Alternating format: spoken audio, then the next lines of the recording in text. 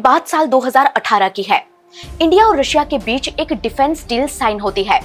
इस डील में Russia India को एक ऐसा एयर डिफेंस सिस्टम देने का वादा करता है जो उसके लिए गेम चेंजर साबित हो सकता था। ये एयर डिफेंस सिस्टम था S-400। एस यानी कि सुदर्शन। ये नाम भगवान श्री कृष्ण के चक्र सुदर्शन के नाम पर रखा गया था, लेकिन उस वक्त किसी ने सोचा तक नहीं था कि एक दिन ये वाकई सुदर्शन वाला काम करेगा। जी हाँ, ऑपरेशन सिंदूर के बाद पाकिस्तान की मिसाइलें भारत में उतनी तबाही नहीं मचा पाई जितनी तबाही भारत ने मचाई, क्योंकि भारत की रक्षा कर रहा था S-400। मीडिया रिपोर्ट्स की माने तो S-400 की 5 स्क्वाड्रन के लिए भारत और रूस के बीच 35,000 करोड़ में डील हुई थी। भारत S-400 को इसलिए खरीदना चाहता था क्योंकि ये बहुत ही एडवांस सिस्टम था जो 40,000 फीट पर मौजूद टारगेट को तहस नहस कर सकती थी। ये -70 डिग्री में भी काम कर सकता था। इसे 8x8 के ट्रक पर माउंट करके कहीं भी ले जाया जा सकता था। ये 10 मिनट में ही काम शुरू कर देता था और ये इतना पावरफुल था कि 72 मिसाइलें एक साथ छोड़ सकता था। इसकी मिसाइल्स इतनी पावरफुल थी कि दुश्मन की मिसाइलें इसे खत्म नहीं कर सकती थी। S-400 की पोजीशन फिक्स नहीं होती, इसीलिए इसे डिटेक्ट करना भी मुश्किल था।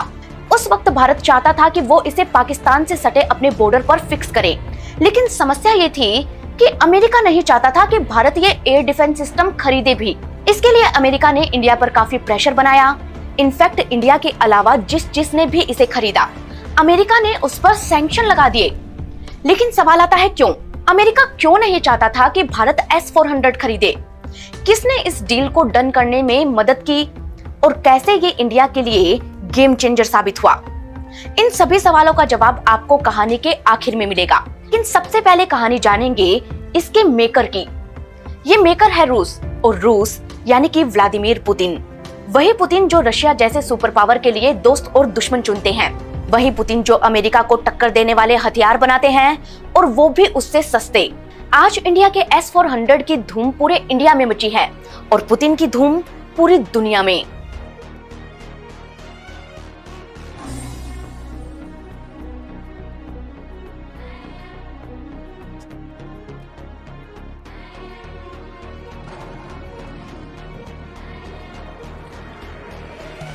साल था 1975। रूस का लेनिनग्राद, जो अब सेंट पीटर्सबर्ग है, वहां जारी भयंकर दंगों के बीच KGB के ऑफिस में एक 17 साल का लड़का जबरदस्ती घुस जाता है। वो भी एकदम निहत्था था। वो गार्ड्स की आंखों में आंखें डालकर बोलता है, मुझे जासूस बनना है और आप लोग मुझे रोक नहीं सकते। गार्ड्स चाहते तो उसे मौके पर ही गोलियों से भून देते, क्योंकि KGB के ऑफिस में जबरदस्ती एंट्री लेने का दुस्साहस उन दिनों कोई नहीं कर सकता था। पर उस लड़के की आंखों में इतना कॉन्फिडेंस था कि गार्ड्स भी सोच में पड़ गए। उन्होंने लड़के को अंदर जाने की परमिशन दे दी, लेकिन वो ये नहीं जानते थे कि उनके सामने खड़ा वो लड़का आने वाले वक्त में दुनिया का सबसे ताकतवर नेता बनने वाला था।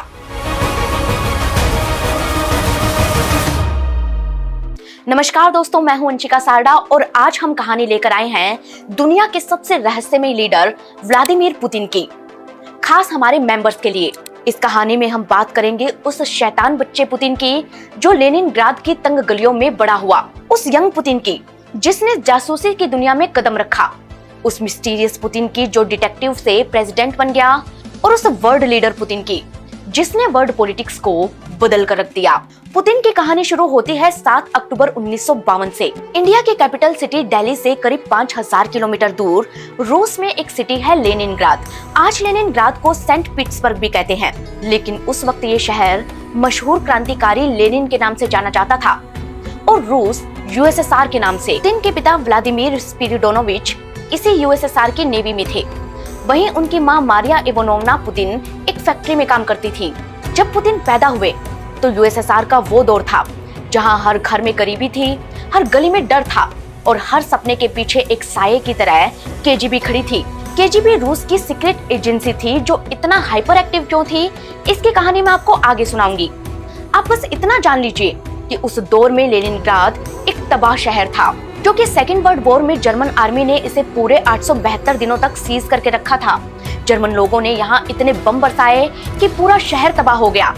तबाही का ये मंजर इतना भयानक था कि बरसों बाद भी लेनिनग्राद की लाइफ पटरी पर नहीं आ पाई। यहाँ के लोग फैक्ट्रीज में छोटा मोटा लेबर वर्क करके और काम धंधा करके गुजारा करते थे।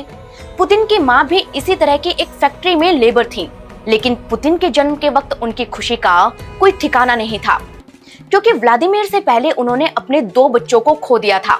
जब व्लादिमीर पैदा हुए तो उनके चेहरे पर इतना तेज था कि लोग उन्हें देखते ही बोल पड़ते थे कि इतना खूबसूरत बच्चा हमने आज तक नहीं देखा। बचपन से ही उनकी आंखों में एक अलग ही चमक और कॉन्फिडेंस था, लेकिन उनकी फैमिली कंडीशन इतनी अच्छी नहीं थी। अब होने को तो व्लादिमीर के दादा स्पिरिडोन पुतिन यूएसएसआर के सबसे फेमस लीडर्स व्लादिमीर लेनिन और जोसेफ स्टालिन के चीफ शेफ रह चुके थे, लेकिन यूएसएसआर के बिगड़ते हालातों का असर उनकी फाइनेंशियल कंडीशन पर भी पड़ा और वो गरीबी में जीने को मजबूर हो गए। जिस अपार्टमेंट में रहते थे वो इतना पुराना हो चुका था कि दीवारों से चूहों की खरखराहट साफ सुनाई देती थी। उनके घर में बड़े बड़े चूहे घूमते थे, लेकिन जूनियर पुतिन इनसे बिल्कुल नहीं डरता था। वो हाथ में डंडा लेकर सीढ़ियों पर चुपके से बैठ जाता और जैसे ही कोई चूहा दिखता उसका पीछा शुरू कर देता। इस तरह पुतिन चूहों के शिकारी बन गए। एक दिन इसी तरह शिकार का पीछा करते हुए वो अंधेरे कोने में पहुंच गए, जहां उन्होंने चूहे को फंसा तो लिया, लेकिन चूहा अचानक पलटा और उन्हीं पर कूद गया। ये पहली बार था जब जूनियर पुतिन हड़बड़ाया। उसने हिम्मत जुटाकर चूहे को भगा तो दिया, लेकिन उसे ये समझ आ गया कि कोई कितना भी कमजोर क्यों ना हो, अगर उसे मुश्किल में फंसा दो तो वो सबसे खतरनाक बन जाता है। कहते हैं कि ये सबक पुतिन की लाइफ का वो पहला पत्थर था जिसकी बुनियाद पर ही उसने अपनी ताकत की बुलंद इमारत खड़ी कर डाली। दोस्तों, पुतिन का बचपन कम्युनल्का में गुजरा।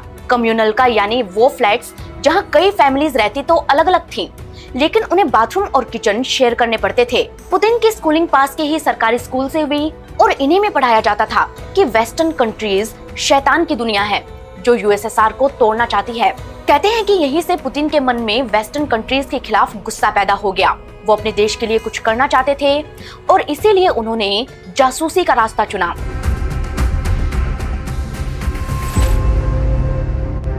पुतिन सिर्फ 12 साल के थे जब उन्हें जासूसी का शौक चढ़ा। वो लेनिनग्राद की गलियों में साए की तरह घूमते। वो और बच्चों की तरह फुटबॉल खेलने में वक्त नहीं गंवाते, बल्कि उनकी नजर हर उस फुसफुसाहट पर रहती जो गलियों में गूंजती थी। लोग उन्हें गली का जासूस कहकर चिढ़ाते, लेकिन पुतिन को ये नाम पसंद था। कहते हैं कि उन दिनों पुतिन की पड़ोस में एक दुकानदार चोरी का सामान बेचता था। जब किसी ने उसे रोका नहीं तो वो ये सब रोजाना करने लगा, लेकिन वो ये नहीं जानता था कि पुतिन उसकी हरकतों पर नजर रख रहा है। रात में दुकान के पीछे छिपकर पुतिन ये देखता कि कौन आता है, क्या खरीदता है। उसने सब कुछ एक डायरी में नोट किया, नाम, तारीख, कीमत। फिर एक रात उसने एक बेनाम खत पुलिस को भेजा और कुछ ही दिनों में दुकानदार पकड़ा गया। मोहल्ले में हंगामा मच गया कि पुलिस को किसने बताया, लेकिन कोई ये नहीं जानता था कि इन सब के पीछे एक बच्चे का दिमाग है। कहते हैं कि उस रात घर पर आकर पुतिन ने अपनी डायरी में लिखा कि हर रहस्य की एक चाबी होती है और पुतिन उस चाबी को ढूंढने में माहिर है। अगले ही साल पुतिन ने सोवियत रेड आर्मी की मार्शल आर्ट सैम्बो और जूडो की क्लास ज्वाइन कर ली, लेकिन इस क्लास का भी एक अलग किस्सा है। कहते हैं कि एक दिन जब पुतिन लेनिनग्राद की सुनसान गलियों में घूम रहे थे, तब अचानक उनके सामने एक शख्स आया। Old age, long coat, hat से ढका चेहरा और आंखें ऐसी जैसे कि व्लादिमीर का दिल पड़ रहा हो। उसने कहा, लड़के, तुम में कुछ खास है, मेरे साथ आओ। ये सुन पुतिन भी पीछे पीछे चल दिए। दोनों पहुंचे एक जिम में जो खंडर हो चुका था और वहां पर इस शख्स ने पुतिन को पहली जूडो क्लास दी। हर चाल के साथ वो पुतिन को समझाता कि पावर मसल्स में नहीं बल्कि माइंड में होती है। अपने दुश्मन को समझो और उसकी कमजोरी ढूंढो। यहीं से वो रोजाना पुतिन से मिलने लगा और ये बात पुतिन की माँ को कतई पसंद नहीं आई। वो चाहती थी कि पुतिन जूडो छोड़ दें, लेकिन पुतिन मानने को तैयार नहीं थे। वो दिन रात प्रैक्टिस करते और एक दिन उन्होंने अपने ट्रेनर को ही उठाकर पटक दिया। पुतिन का जोश देख वो हंसा और बोला कि तुम तैयार हो, लेकिन याद रखो, धैर्य सबसे बड़ा हथियार है। Patience is the weapon. उस दिन के बाद पुतिन उसे ढूंढते रहे, लेकिन ओल्ड मैन गायब हो चुका था। कई स्टोरीज बताती है कि ये मिस्टीरियस ओल्ड मैन केजीबी का पुराना एजेंट था जो पुतिन को फ्यूचर के लिए तैयार कर रहा था, लेकिन आज तक कोई पक्के तौर पर नहीं बता पाया कि वो कौन था और कहां गायब हो गया। जूनियर पुतिन कितना ब्रेव था, इसका एक किस्सा और सुनने को मिलता है। जब वो 15 साल के थे, इतना तो आपको भी पता होगा कि रूस में कड़ाके की ठंड पड़ती है। इसी तरह की एक सर्द रात थी जिसमें हैवी स्नोफॉल हो रहा था। व्लादिमीर अपने कुछ दोस्तों के साथ बर्फीली नदी के किनारे खड़ा था कि तभी उन्होंने देखा कि एक बच्चा उस नदी में जा गिरा। ये देख लोग चिल्लाए, लेकिन कोई आगे नहीं बढ़ा। तब पुतिन ने अचानक अपना कोट उतारा और नदी में कूद गए। वो बच्चे को बाहर लाए, लेकिन वाहवाही बटोरने की बजाय चुपचाप वहां से चले गए। कहते हैं कि उस बच्चे की मां ने लोगों से कहा कि वो इंसान साधारण नहीं था, और ये सही भी था, क्योंकि अगर साधारण होता तो केजीबी का किंग नहीं बन पाता। पुतिन ने बताया कि केजीबी ज्वाइन करने का चस्का उन्हें 1968 में आई film the shield and the sword से लगा। ये फिल्म एक डबल एजेंट की स्टोरी पर बेस्ड थी, जो नाजी ऑपरेशन को फेल करने के लिए एक ड्राइवर बनता है और डॉक्यूमेंट्स चुराता है। यहीं से पुतिन ने डिटेक्टिव बनने की ठानी और सीधे केजीबी के ऑफिस में पहुंच गए। यहाँ जाकर उन्हें पता चला कि केजीबी ज्वाइन करने के लिए उन्हें लॉ पढ़नी पड़ेगी, जिसके बाद उन्होंने लेनिनग्राद यूनिवर्सिटी से लॉ की डिग्री ली और फिर केजीबी ज्वाइन कर ली। यहाँ आकर उनका फर्स्ट असाइनमेंट था एक जर्नलिस्ट की जासूसी करना। कहते हैं कि उन दिनों एक फॉरेन जर्नलिस्ट यूएसएसआर के खिलाफ काफी एक्टिव था। पुतिन को उसे न्यूट्रलाइज करना था। ऐसे में पुतिन ने उसका पीछा करना शुरू किया। कहते हैं कि एक रात वो जर्नलिस्ट किसी से मिलने एक कैफे में गया। तब पुतिन वहाँ वेटर बनकर पहुंचे और कॉफी सर्व करते हुए दोनों की बातें सुनी। सरप्राइजिंगली अगले ही दिन वो जर्नलिस्ट शहर छोड़कर चला गया और फिर कभी नहीं लौटा। केजीबी ऑफिसर्स हैरान थे कि पुतिन ने ये किया तो किया कैसे। इस पर पुतिन मुस्कुराकर बोले, सुनना, देखना और समझना, यही मेरा हथियार है। दरअसल पुतिन ने उस जर्नलिस्ट को अपनी डिप्लोमेसी में उलझाकर इतना डरा दिया कि उसने शहर छोड़ना ही सही समझा। लेकिन इतना सा काम अभी तक कोई नहीं कर पाया था। तभी तो उस दिन से ही केजीबी में पुतिन का नाम चमक गया और यहीं पर उनके लाइफ में एंट्री हुई प्यार की। एक दिन की बात है, पुतिन अपने दोस्तों के साथ एक मूवी शो के लिए गए। यहीं पर उनके एक फ्रेंड ने उन्हें ल्यूमिडा ओचेरत्नाया से मिलवाया। ल्यूमिडा एक एयर होस्टेस थी और इतनी खूबसूरत थी कि उन्हें देखते ही पुतिन को एक अजीब सा अट्रैक्शन महसूस हुआ। ल्यूमिडा को भी पुतिन पसंद थे, इसीलिए दोनों एक दूसरे को डेट करने लगे। कुछ वक्त बाद दोनों ने शादी कर ली और 1985 में पुतिन केजीबी के मेजर बन गए। इतिहास के माने तो ये वो साल था जब यूएसएसआर और वेस्टर्न कंट्रीज के बीच जासूसी का सीक्रेट वॉर चल रहा था। तभी पुतिन को एक ट्रांसलेटर का कवर देकर सीक्रेट एजेंट के तौर पर जर्मनी भेजा गया। जर्मनी की ड्रेस्डेन सिटी में उन्हें रहना था, जहां उनका काम पॉलिटिकल इंटेलिजेंस और नेताओं की पर्सनल इंफॉर्मेशन को इकट्ठा करना, खबरियों को तैनात करना और नाटो की हलचल पर निगरानी रखना था। कहते हैं कि एक रात जब पुतिन अपना काम कर रहे थे, तभी उनका फोन बजा। फोन पर उन्हें बताया गया कि वो सीक्रेट डॉक्यूमेंट जिसमें यूएसएसआर के जासूसों की सारी डिटेल हैं, वेस्टर्न एजेंट्स के हाथ लगने वाला है। अगर ऐसा हो जाता तो यूएसएसआर का पूरा नेटवर्क खत्म हो जाता और हजारों जानें मुसीबत में आ जाती।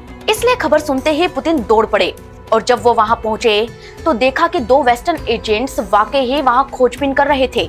पुतिन ने तुरंत जूडो ट्रेनिंग का यूज करके उनमें से एक को बेहोश कर दिया और दूसरे से फाइल छीनकर वहां से ऐसे निकल गए जैसे कुछ हुआ ही ना हो। इसके बाद भी वो लंबे वक्त तक जर्मनी में रहे, लेकिन 1989 में सिचुएशन तेजी से चेंज होने लगी। उस साल बर्लिन की दीवार गिराई जा रही थी और इसी के साथ यूएसएसआर का सपना भी चूर चूर हो रहा था। लेकिन बर्लिन की दीवार में स्पेशल क्या था? तो दोस्तों बात ये थी कि वॉल ऑफ बर्लिन जर्मनी की कैपिटल सिटी को दो पार्ट में डिवाइड करती थी, जिसमें से एक था ईस्टर्न बर्लिन और एक था वेस्टर्न बर्लिन। कोल्ड वॉर के वक्त में ईस्टर्न बर्लिन के लोग यूएसएसआर को और वेस्टर्न बर्लिन के लोग यूएसए को सपोर्ट करते थे और बर्लिन की दीवार लोगों को आइडियोलॉजिकली डिवाइड करती थी। लेकिन सालों बाद जर्मन लोग इस बात को समझ गए कि वो बिना बात ही लड़ रहे हैं और यहीं से वो दीवार तोड़ने लगे। कहते हैं कि जर्मन केजीबी पर भी बहुत गुस्सा थे, इसीलिए कुछ लोगों ने केजीबी के ड्रेस्डेन ऑफिस पर अटैक कर दिया, जहां पुतिन अकेले थे। तब उन्होंने लोकल रेड आर्मी चीफ को फोन किया और हेल्प मांगी, तो सामने से जवाब आया कि इसके लिए मॉस्को की परमिशन चाहिए और वो चुप हैं। पुतिन ने उन्हें कहा कि यहाँ सब खत्म हो रहा है, अब क्या करूं? लेकिन जवाब में सिर्फ सन्नाटा था। तब पुतिन ने फोन पटका और फटाफट डॉक्यूमेंट्स को आग लगाई ताकि वो भीड़ के हाथ ना लगे। इसके बाद वो चुपचाप वहां से निकल गए और जब भीड़ ने उन्हें घेर लिया तो वो चुपचाप खड़े हो गए। कहते हैं कि उनका रौब देखकर कोई आगे नहीं बढ़ पाया और पुतिन वहां से निकल गए। अगले ही साल वो लेनिनग्राद चले गए और अब उनका मन जासूसी से उठ गया। पुतिन समझ चुके थे कि असली पावर पॉलिटिक्स में है, लेकिन रास्ता कहां से मिलता? इधर 1990 के डेकेड में यूएसएसआर भी टूट गया और अब रूस अकेला रह गया, जहां केओस फैला था। ऐसे में पुतिन ने लेनिनग्राद यूनिवर्सिटी ज्वाइन कर ली और एक्स लॉ प्रोफेसर अनातोली सोबचाक के एडवाइजर बन गए। अब सोबचाक पुतिन के प्रोफेसर रह चुके थे दोनों को एक दूसरे पर भरोसा था। पुतिन उन्हें असिस्ट करने लगे और यहीं से वो पहुंचे पॉलिटिक्स में। हुआ यूं कि सोबचाक लेनिनग्राद सिटी के चेयरमैन बनने के लिए पॉलिटिक्स में आए। पुतिन ने यहाँ भी उनका साथ दिया और उनके लिए कैंपेनिंग की। पुतिन की मेहनत का नतीजा ही था कि सोबचाक जीत गए, वो चेयरमैन बने और पुतिन के पॉलिटिकल गॉडफादर भी। सोबचाक ने पुतिन को एक्सटर्नल रिलेशन ऑफिसर अपॉइंट किया और साथ ही साथ पुतिन केजीबी के लिए भी काम करते रहे। 1994 में पुतिन लेनिनग्राद के डेप्यूटी मेयर बने और यहीं से उन्होंने ब्यूरोक्रेट्स और लीडर्स से रिलेशनशिप बिल्ड करने शुरू कर दिए। कहते हैं कि उन दिनों रूस में खाने की बहुत कमी थी, जिससे परेशान लोग सड़कों पर उतर आए।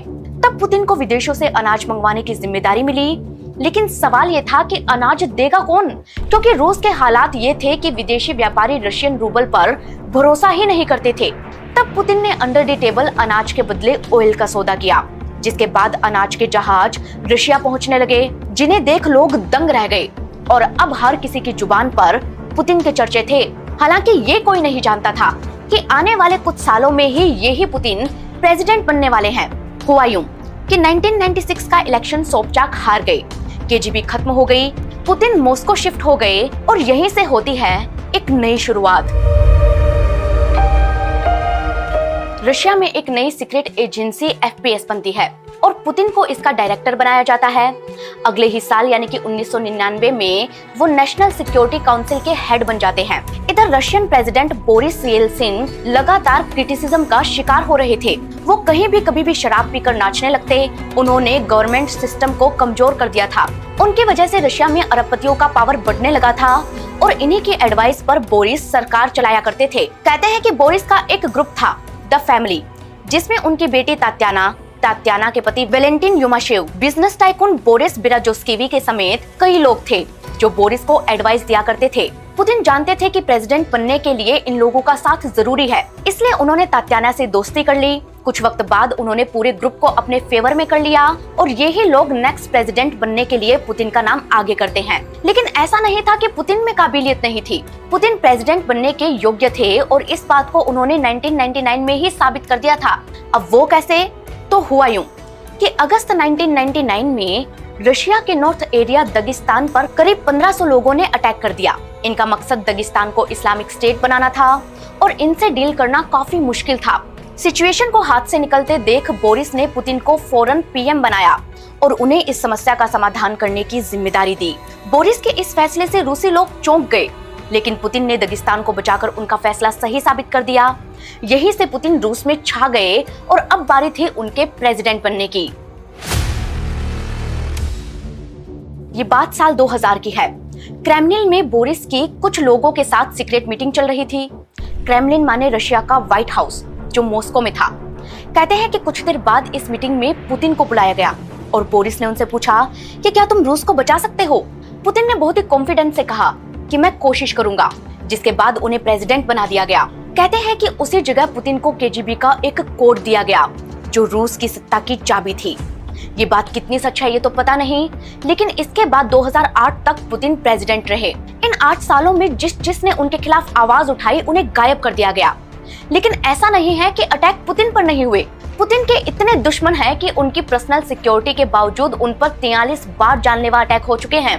प्रेसिडेंट बनने के बाद जब उन्होंने रशिया के ऑर्गेनाइज्ड क्राइम की कमर तोड़ी तो रशियन माफिया उनके पीछे पड़ गए। कहते हैं कि एक दिन पुतिन की गाड़ी के पास से एक कार गुजरी, जिसमें भयानक ब्लास्ट हुआ, लेकिन इस अटैक में पुतिन बच गए और इसी स्टाइल में दूसरा अटैक उन पर हुआ उज्बेकिस्तान में। हुआ यूं कि यहाँ पर भी उनकी गाड़ी के पास से एक कार जा रही थी, जिसमें बम प्लांट था। इस कार में इतना भयानक हुआ कि पुतिन के कई साथी मारे गए, लेकिन पुतिन यहाँ भी बच गए। फिर 2002 में याल्टा ट्रिप पर उन्हें ब्रेड जैम में जहर मिलाकर दे दिया गया, लेकिन पुतिन का फिर भी कुछ नहीं बिगड़ा। आने वाले सालों में sniper, bomb blast, fidayeen attack हुए, लेकिन पुतिन पर सब बेअसर रहे। आज पुतिन 70 साल के हो गए हैं और वो दुनिया को अपने शर्तों पर चला रहे हैं। 2036 तक पुतिन रशिया के प्रेसिडेंट रहेंगे और ऐसा होते ही उनका टेन्योर स्टालिन से भी लंबा होगा। पुतिन के लिए कहा जाता है कि वो अपने दोस्त और दुश्मन खुद सेलेक्ट करते हैं। USA, Ukraine, France, Germany, Japan और यूके को वो अपना दुश्मन मानते हैं। हालांकि एक वक्त पर वो भी नाटो में शामिल होना चाहते थे, लेकिन इनविटेशन नाटो की तरफ से आया नहीं और तभी से पुतिन नाटो से नफरत करने लगे। इसी वजह से उन्होंने यूक्रेन पर अटैक कर दिया। एक वक्त ऐसा भी था जब पुतिन ने इस जंग में खुद को अकेला खड़ा पाया, लेकिन वक्त ने फिर बाजी पलटी और आज यूक्रेन का हाल ये है कि अमेरिका का साथ ना मिले तो वो एक पल में जंग हार जाएगा। पुतिन ने भारत को हमेशा अपना दोस्त माना है। जब किसी ने रूस का साथ नहीं दिया तब इंडिया ने उसका साथ दिया था और आज उसी का एयर डिफेंस सिस्टम इंडिया के काम आया है।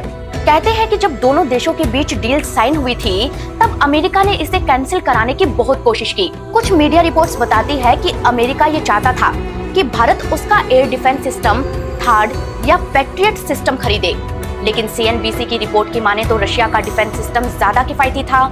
इसकी एक बैटरी $500 मिलियन की थी, जबकि अमेरिका के THAAD की बैटरी $3 बिलियन में मिलती है। भारत का प्रेशर कम करने के लिए रूस ने इसे टाइम से पहले डिलीवर किया और अब इसी S-400 ने पाकिस्तान के ड्रोन, जेट्स और मिसाइल्स को चुन चुन कर मार गिराया। रूस ने हमेशा से ही भारत की मदद की है दोस्तों, क्योंकि रूस का प्रेसिडेंट हमेशा इंडिया के साथ रहा है। उम्मीद करते हैं कि आगे भी ये दोस्ती बरकरार रहेगी और आपको ये रिपोर्ट पसंद आई होगी। इसी तरह की दिलचस्प कहानियां सुनने के लिए आप हमारे मेंबरशिप प्रोग्राम को जरूर ज्वाइन कर ले और जाने से पहले हमें ये बताना ना भूलें कि आप हमें कहां से देख रहे हैं और अगली कहानी कौन सी सुनना चाहते हैं। हम मिलेंगे आपको किसी नई कहानी के साथ। तब तक के लिए धन्यवाद।